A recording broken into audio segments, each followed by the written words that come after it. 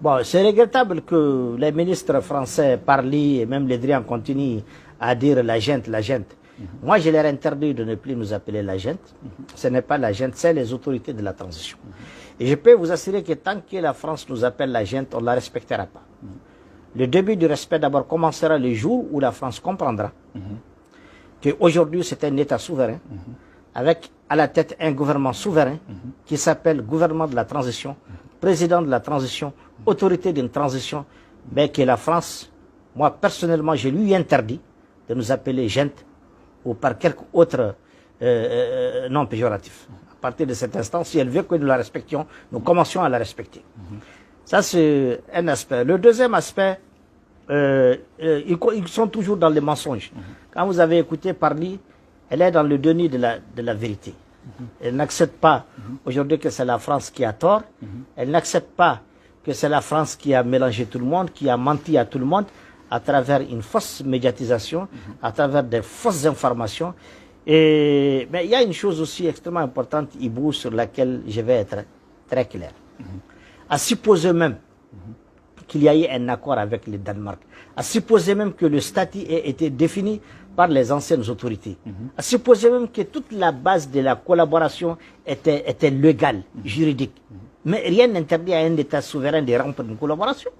Absolument. Dès lors que je dis, oui, c'était légal, c'est juridiquement reconnu, mais aujourd'hui nous pensons que nous n'avons pas atteint les objectifs escomptés, ça ne donne pas les résultats que nous souhaitons, nous avons la liberté d'arrêter ça. Oui, mais comment comprendre l'insistance du Danemark avec la France derrière?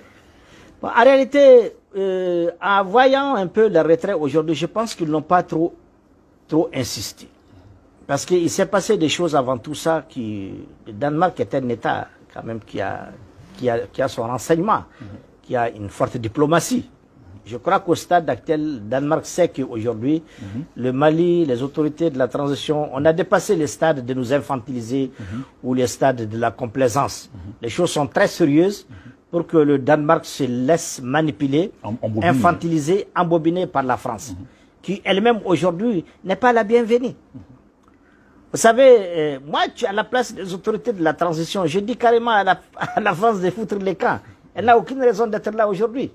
Oui, c'est vrai que elle a échoué. Il y a des millions de Maliens aujourd'hui qui demandent aux autorités de la transition de demander à la France de faire partir leur armée qui est présente sur le territoire malien. Alors, vous êtes de cet avis?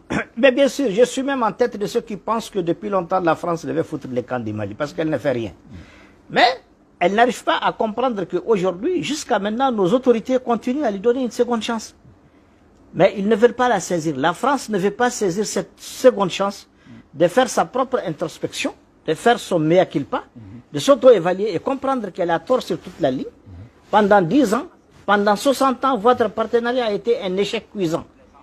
Et pendant 10 ans, l'échec est devenu, sur le plan sécuritaire, dramatique.